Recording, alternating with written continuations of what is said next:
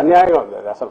అంటే ఏదైతే ఫస్ట్ నుంచి అబ్జర్వ్ చేస్తున్నామో ఎంటైర్ పోలీస్ వ్యవస్థ మొత్తం వీళ్ళు ఎక్స్పెక్ట్ చేస్తున్నది అది పొలిటికల్ బాసెస్ అంటే వాళ్లకు తెలుగుదేశం పార్టీ కానీ ఆ నాయకులకు కానీ వాళ్ళ కింద వాళ్ళ అడుగులకు మడుగులు ఊడిగం చేయాలని ఎక్స్పెక్ట్ చేస్తున్నట్టున్నారు అనేది బాగా స్పష్టంగా కనిపిస్తుంది. వందల కొద్దీ ఆ దీనికి లొంగని మాట వినని వాళ్ళను పక్కన పెట్టేస్తున్నారు. ఎవరైతే మాట వింటారో వాళ్ళకి పెద్దపీట వేస్తున్నారు. ఏం మాట వినాలి అంటే ఇది ఇట్లాంటివన్నీ చేయాలి. వాళ్ళు ఎక్కడ అరాచకం చేసినా కొట్టినా శాంతి భద్రతలు కాదు అన్ని గాలికి వదిలేసిన మహిళల మీద దాడులు జరిగిన ప్రతిపక్షంగా ఏకైక ప్రతిపక్షం వైఎస్ఆర్ కాంగ్రెస్ పార్టీ ఉంది. ఎవరున్నారు ప్రతిపక్షం? లెఫ్ట్ పార్టీస్ వాటిని తీసేస్తే ఇంకా చిన్న చిన్న వాటిని తీసేస్తే పెద్దగా ఉన్న ఏకైక ప్రతిపక్షం వైఎస్ఆర్సీపీ పెద్ద ప్రతిపక్షం. వీళ్ళని ఎక్కడ వాయిస్ రైజ్ చేయకుండా కొట్టాలి, దానికి ఉపయోగిస్తున్నారు. అక్కడ జరిగింది ఏంది? ఒక అక్రమంగా వితౌట్ ఇది లేకుండా కడుతున్న దాన్ని హైకోర్టు నుంచి ఉంటే దాన్ని వైలేట్ చేసిపోతుంటే క్వశ్చన్ చేసినందుకు అక్కడికి పోతున్నందుకు అటాక్ చేశారు. మాజీ ఎమ్మెల్యే నా పార్టీ కోఆర్డినేటర్ గణేష్. అంటే క్వశ్చన్ చేయడానికి లేదు, రావడానికి లేదు. మేము ప్రభుత్వాన్ని నడుపుతున్నాము, ఈ ప్రభుత్వం ప్రజాస్వామ్య హక్కులను పరిరక్షించడానికి వాళ్ళంటే ఎవరు నమ్ముతారు? అసలు ప్రభుత్వం ఉందంటే ఎట్లా నమ్ముతాం? మొన్నటికి మొన్న చెక్ అదేది టోల్ గేట్ దగ్గర అయితే కళ్యాణ దుర్గం ఎమ్మెల్యే అనుకుంటా, ఎమ్మెల్యే అతను అక్కడే ఉన్నాడు. అతని గన్మెన్ వాళ్ళు పోయి ఎట్లా కొట్టారో అందరూ చూశారు. కొట్టడం కాదు, ఈడ్చుకుపోయి పోలీస్ స్టేషన్కి తీసుకెళ్ళి మళ్ళీ క్షమాపణ కూడా చేయించుకున్నారు వాళ్ళతో. మొత్తం వీడియోలు వచ్చాయి. ఏం లేదు. కోడూరులో ఎమ్మెల్యే అనుచరులంట. అతను ఆ ఎమ్మెల్యే తన లైంగికంగా వేధించాడని ఒక మహిళ ఎంత చెప్పినా వినట్లేదని ఏకంగా పోలీస్ స్టేషన్ కంప్లైంట్ ఇవ్వడానికి వెళ్తుంది. పోలీసుల దగ్గర లాంటివి తీసుకొని కొడతాడు. అయినా ఏముండదు. ఎందుకంటే పోలీసు ఉండేది వాళ్ళని ప్రొటెక్ట్ చేయడానికి, పోలీసులు ఉండేది ఇటు తప్పుడు కేసులు పెట్టడానికి వైఎస్ఆర్సీపీ వాళ్ళ మీద.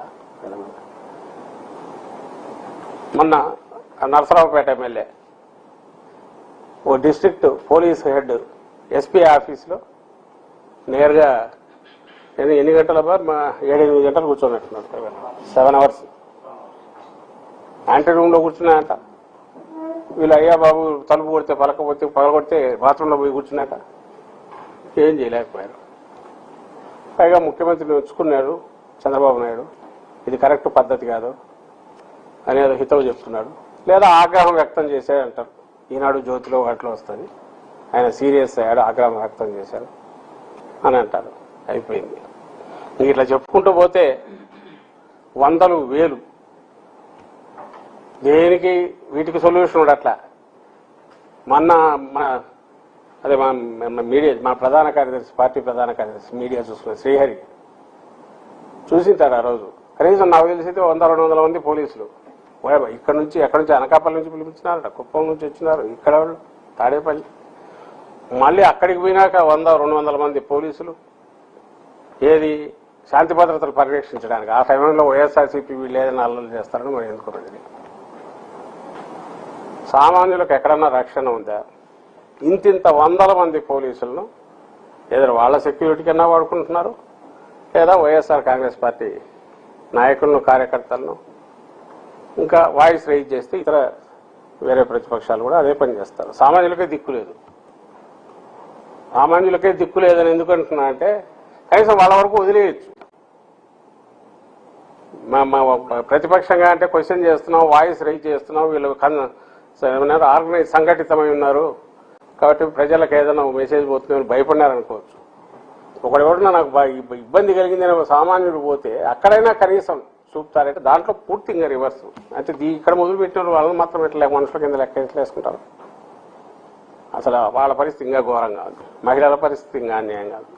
బయటికి రావాలంటే గంజాయి చెప్పనక్కర్లా. నిన్న మా ఎవరు తాడిపత్రులు చెప్తుంటే విన్నా, మా పెద్దారెడ్డి చెప్తుంటే గంజాయి ఉంది, ఎప్పుడు కావాలంటే ఎవరి మీద కేసు పెట్టాలంటే ½ kg ఆడబెట్టేసి ఒక కేసు రాసేస్తున్నారు. అది రాస్తారు ఇమ్మీడియట్ ఇంకా రిమాండ్. ఆ వైజాగ్ పిల్లోడు ఐ థింక్ ఇప్పటికి 200 రోజులు అయినట్టుంది. ఖచ్చితంగా అంటే ఎందుకు ఇవన్నీ కావాలని వీళ్ళు చేస్తున్నారని అనగలుగుతున్నామంటే